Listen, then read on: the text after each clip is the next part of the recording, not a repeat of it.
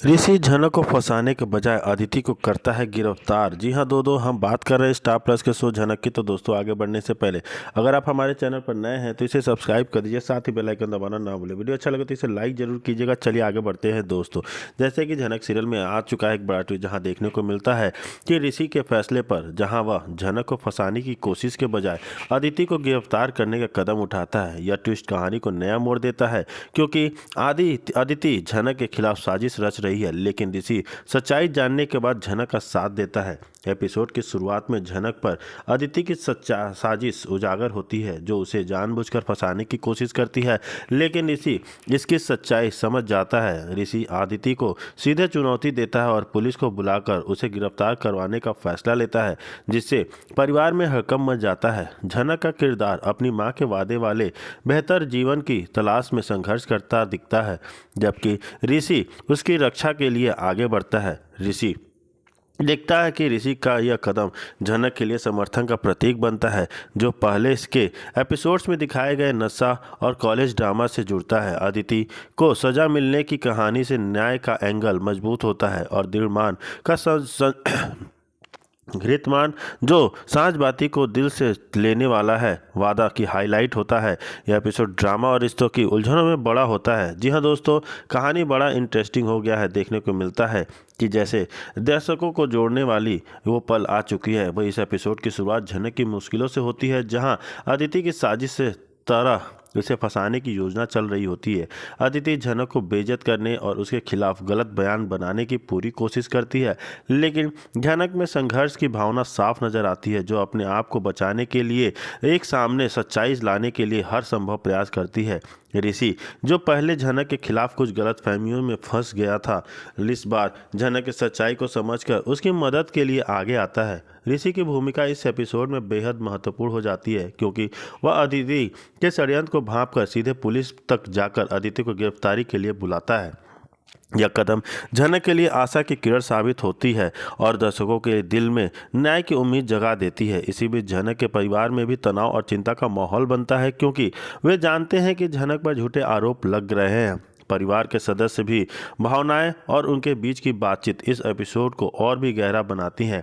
झनक की मां की फिक्र उससे जुड़ी होती है और वह उससे संवाद करती है, जिससे उसके बेहतर भविष्य की उम्मीदें और संघर्ष को दर्शाने की कोशिश की जाती है।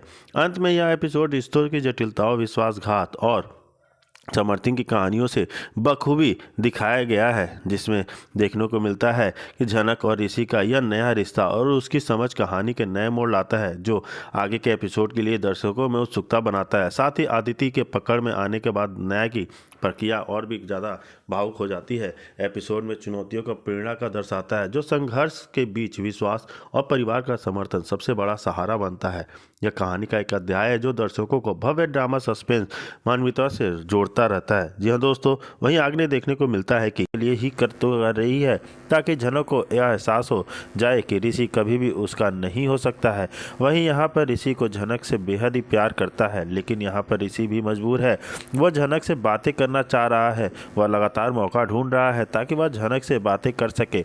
वही झनक को तो अब यही लग रहा है कि उसने जो ऋषि के लिए फील कर रही थी वह बिल्कुल भी गलत है, क्योंकि अदिति दीदी शहरी बाबू से प्यार करती है और दोनों अपनी लाइफ में काफ़ी खुश दिख रहे हैं। जी हाँ दोस्तों, उनके करीबी को देखकर झनक को बहुत ज़्यादा दुख होता है और वह मनी मन सोचती है कि ऋषि और अदिति एक दूसरे से बहुत प्यार करते हैं और वह उनके बीच आके उनका डिस्टर्ब नहीं करना चाहती, उनके रिलेशनशिप को, उनकी शादीशुदा ज़िंदगी को। वहीं आने वाले ट्रैक में देखने को मिलेगा कि यहाँ पर झनक के फ़ोन के पर कॉल आता है और झनक फ़ोन लेकर सबके बीच से अपने कमरे में चली जाती है।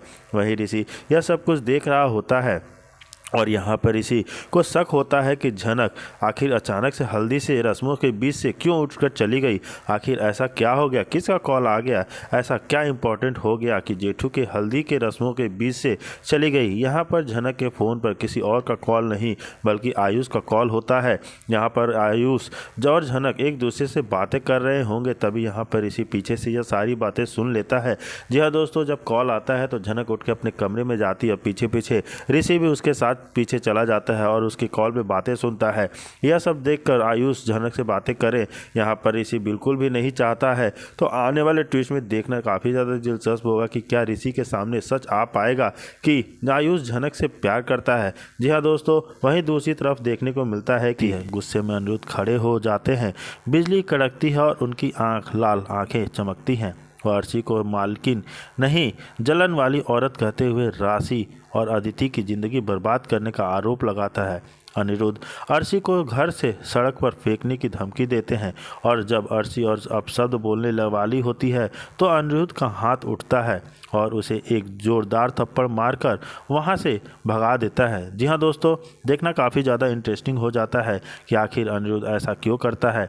20 साल पहली बार 20 साल के अर्शी को थप्पड़ पड़ता है और उसका गाल लाल हो जाता है और वह सदमे में गिरते गिरते संभलती है। दरवाजे पर पर्सी सब सुन लेता है। नूतन और झनक की शक्ल और डायरी जोड़कर सच समझ जाता है।